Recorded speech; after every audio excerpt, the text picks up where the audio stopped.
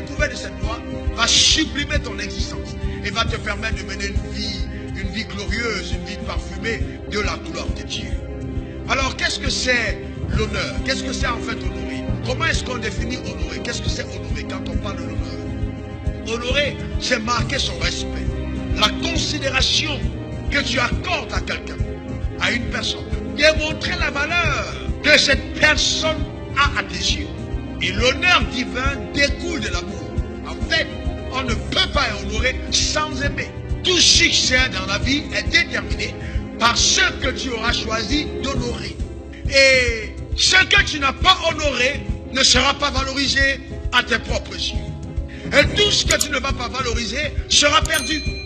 Ce qu'il ne faut pas oublier, c'est que toutefois que Dieu nous réserve des bénédictions sur cette terre, il va toujours utiliser des canaux humains pour apporter cette bénédiction en manifestation dans ta vie. Tout ce que tu vas recevoir, que ce soit la faveur, que ce soit la promotion, que ce soit des percées, que ce soit des contrats, tout ce que tu vas recevoir sur terre, Dieu va instrumentaliser d'autres personnes pour te les apporter. Mais hélas, certaines personnes parmi nous avons détruit les connexions divines parce qu'on n'a pas su les honorer. Si vous voulez obtenir le meilleur de quelqu'un sur terre, n'oubliez jamais ceci, honorer cette personne. L'onction que tu n'honores pas ne peut pas t'impacter. Le pasteur que tu n'honores pas ne peut pas être un canal de bénédiction pour ta vie. Voyez, si vous avez un prochain qui a été honoré dans la société, qui est élevé en dignité, vous ne pouvez pas, parce que la personne est peut-être d'une confession différente de la vôtre, dire que non, en tous les cas, moi je ne le respecte pas. Non, toute personne est élevée par Dieu. Toute personne que Dieu a placée dans la société mérite votre honneur. Et c'est pourquoi on a beaucoup de croyants impolis. Ah ouais, beaucoup d'impolis au nom de la foi.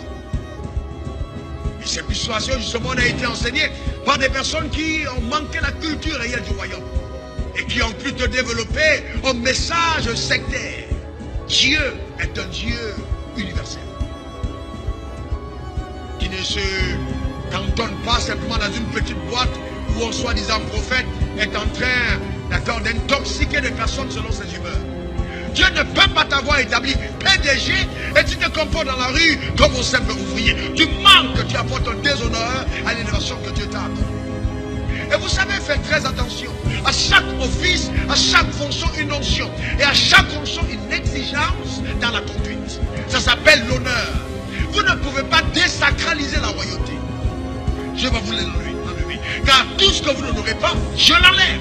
Il est anormal qu'une femme honore son pasteur et méprise son mari. Il dira, oh mais pasteur, mon mari n'est pas autant gentil que tu es avec moi, tu ne vis pas avec moi. Non, je suis à l'église. C'est normal que tu me vois, on se salue, comment tu dis, alléluia. Mais lui, il dort avec toi et il subit des choses avec toi. Non, c'est votre problème. Il faut honorer ton mari. Est-ce que quelqu'un comprend quoi? Il faut honorer son mari. Et je vais vous dire une chose, il y a certains gourous appelés pasteurs, ou prêtres, ou bishops, etc., qui instrumentalisent les femmes contre leur mari. C'est de la sorcellerie. Une femme qui respecte son pasteur plus que son mari est dans le désordre. Et a ouvert la porte à la perte de son mariage. Ou alors la jouissance de son mariage. Vous ne pouvez pas jouir de ce que Dieu vous a donné si vous n'utilisez pas cela selon la notice. Selon les prescriptions de la notice. Un homme qui passe son temps à exalter les faiblesses de sa femme est un homme faible. Vous êtes habillé en 7 pièces, les chaussures sont belles, les chaussettes belles, mais votre femme, elle est habillée en haillons. Vous êtes dans le déshonneur. En fait, le leadership d'un homme dans sa famille se demande dans sa capacité à prendre soin de sa femme. La femme passe avant l'homme. Si vous voulez voir la grandeur d'un leader, c'est comment est-ce qu'il prend soin de sa femme. La femme sert comme gloire pour l'homme. Donc vous devez apprendre à honorer votre femme.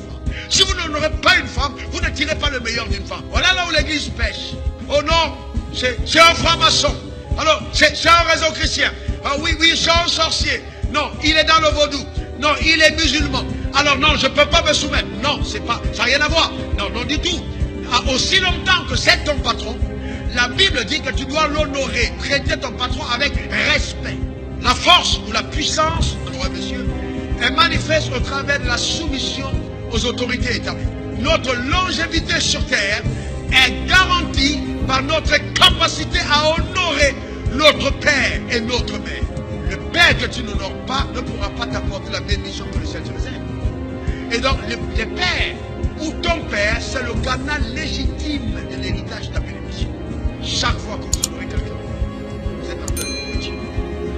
Pourquoi? Parce que vous reconnaissez à la personne que vous voyez, que ce soit votre prochain, que ce soit votre femme, que ce soit votre patron, que ce soit votre partenaire, vous êtes en train de voir Dieu au travers de la personne. Que Dieu te bénisse abondamment et qu'il t'assiste et qu'il te permette cette semaine d'exploser justement dans tout le